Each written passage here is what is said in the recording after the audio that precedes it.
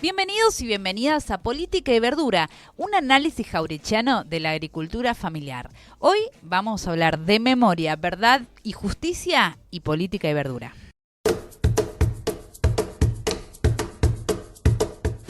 Sí, Cintia, nosotros siempre contamos un poco la historia a veces de la agricultura familiar y las cosas que se fueron haciendo en estos 42 años de democracia ya, ¿no? Pero también hay algunos aspectos interesantes, como desde algunas instituciones, voy a contar el caso del INTA, trabajamos el tema Memoria, Verdad y Justicia en su doble aspecto, en el aspecto vinculado a la dictadura militar, civil y eclesiástica, y también a Malvinas. Y que lamentablemente muchas de estas cosas hoy fueron olvidadas y hasta destruidas. Mirá, nosotros cuando allá empezamos a trabajar al principio de la creación de los institutos para la agricultura familiar, nos sumamos rápidamente a crear la comisión de memoria del INTA, y ahí se hizo todo un trabajo que también participaron mucho los gremios, de buscar cuáles eran los desaparecidos del INTA, porque el INTA fue, a los pocos días del golpe, fue intervenido, la gente y tuvo desaparecidos, tuvo asesinados por la AAA. Bueno, entonces hicimos una comisión, también hicimos la entrega de legajos, ¿viste? Porque se figuran como que no fueron más a laburar los desaparecidos. Entonces se hizo esa recomposición de legajos que se hace muy prolijamente en todas las instituciones. Se fue avanzando, algunas cosas quedaron medias injustas, en el sentido de que no se pudo por ahí resolver algunas cuestiones. Pues hay que en el INTA fueron cesanteados los trabajadores, más de 800, y además de los desaparecidos y fusilados, pero y después el alfonsinismo los reincorporó a la democracia, los reincorporó.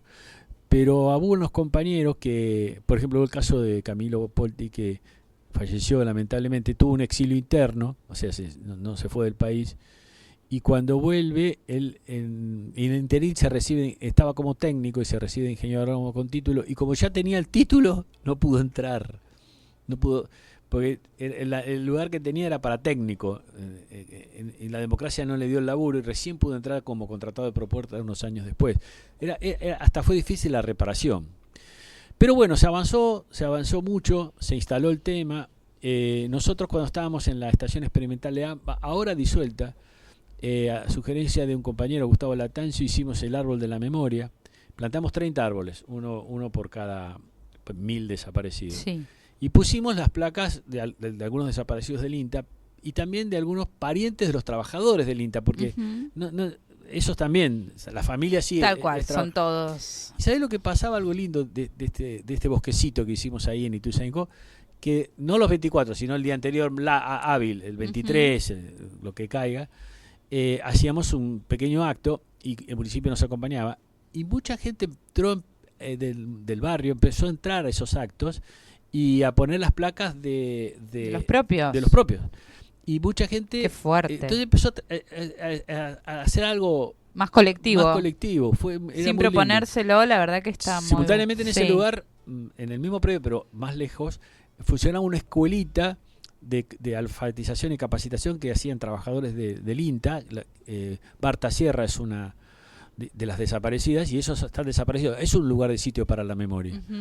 Y bueno, y entonces era toda una ceremonia que hacíamos los 24 de marzo, donde excedía el INTA, digamos. El INTA era una excusa como para trabajar en eso. La necesidad de memoria que es impresionante cómo creció esa necesidad. Así que bueno, la verdad que nos sentíamos muy, muy bien haciendo eso como institución, como reconocimiento. Y además esto, yo te menciono lo que hicimos en las unidades, se llama así, en los lugares que yo trabajé en el INTA, pero lo hacían en el interior del país también.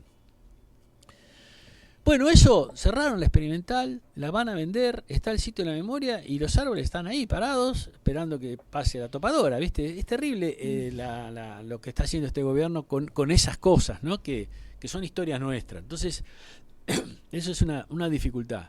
Y simultáneamente también nos movimos con lo del 2 de abril.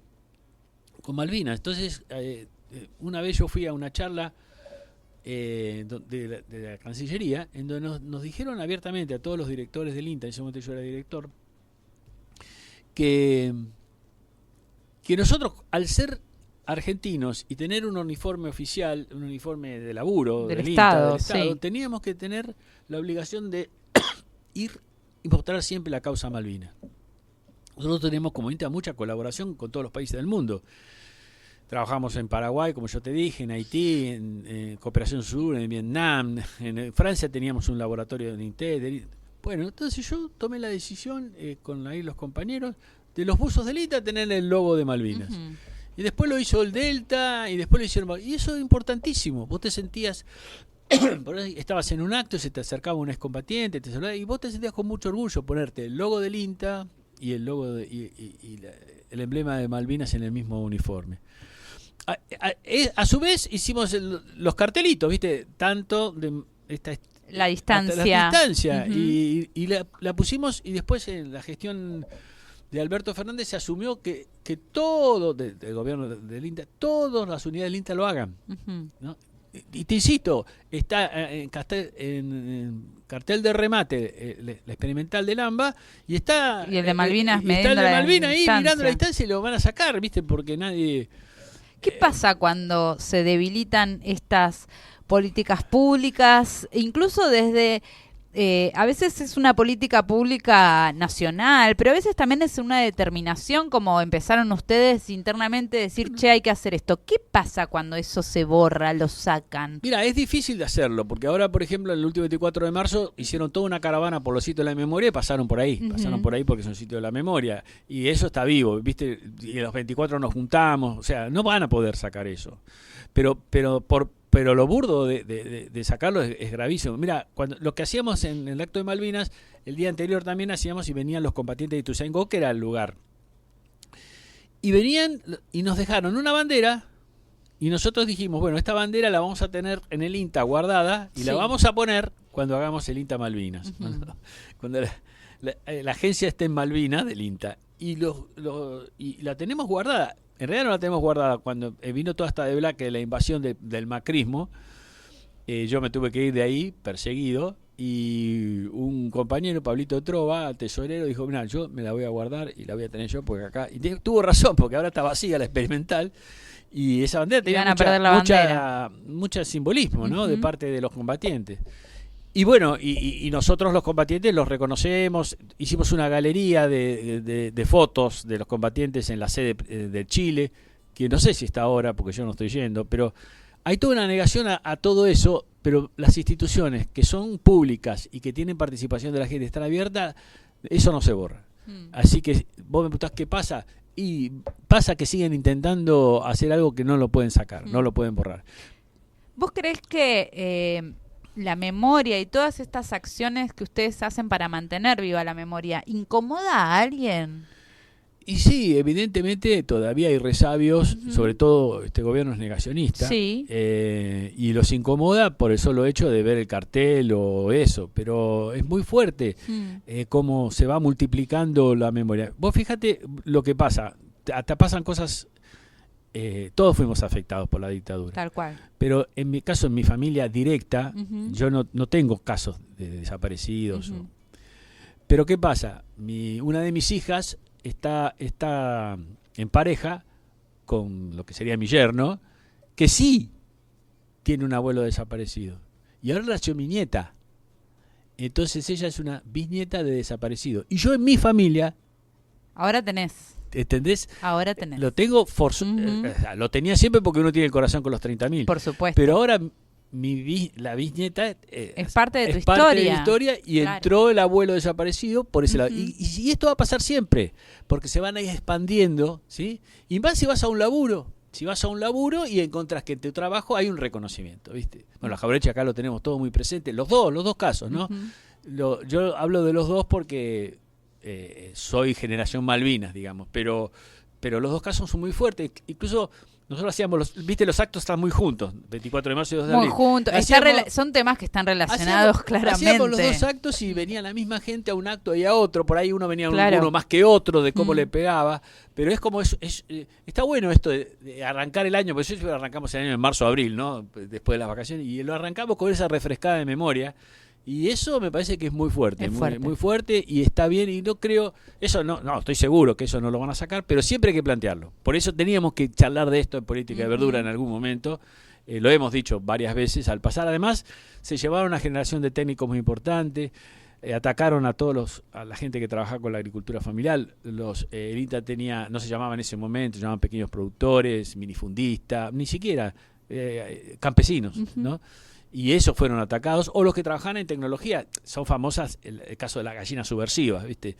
Había un técnico, Katz se llamaba, que había ideado, lo hemos echado otra vez en política de verdad, una línea genética de gallinas capaz de comer muy poco y dar buena carne, digamos, ideal para la agricultura familiar. Lo primero que hicieron los militares fue entrar a Pergamino y ametrallar a todo el plantel genético. O sea, fueron asesinadas las gallinas, ¿no? Y eso terminó con esa... Es muy difícil armar una genética de animales. Tenés que crezca el abuelo, tenés que hablar de abuelo. Pasan años. Pasan años. Y bueno, y hoy es día de hoy que no tenemos genética nacional de gallinas. Por eso digo, fueron quirúrgicamente a buscar a los sectores que podían hacer un desarrollo nacional o trabajaban con los sectores populares.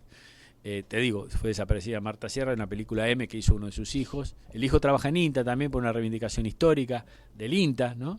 Que es muy interesante para ver cuál fue el legado, digamos, ¿no? Entonces, sumado por supuesto a todas las luchas agrarias, de las ligas agrarias que estuvieron muy perseguidas por los campesinos. Pero hoy me quería detener más en esto de la importancia que las instituciones practiquen la memoria, la instalen, y a pesar de que te la cierran, que por ahí sacan los árboles, por ahí sacan los carteles, hay que continuar. Y por eso, aún como sea, se hizo una recorrida por los sitios de la memoria, se pasó por ahí y se dijo acá había una escuelita, acá hay un bosque de la memoria, acá se usaba para trabajar ese tema.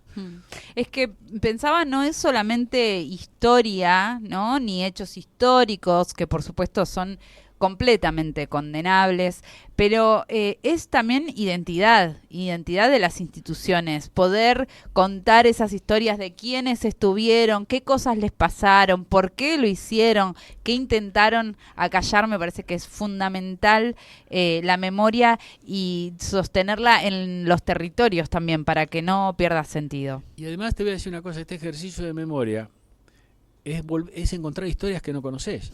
Porque por más informado que estés, como fue tan grande la masacre, te encontrás con historias nuevas, distintas, qué fue lo que pasó. Todo esto, Cecilia Gargano es una de las que estudió todo el tema de la represión en INTA y hizo no sé si sus tesis o sus investigaciones, puso a la luz cosas que los compañeros del INTA no conocíamos. Entonces vos vas conociendo cosas, viste, un vecino te va contando, entonces nunca acaba esto, nunca acaba.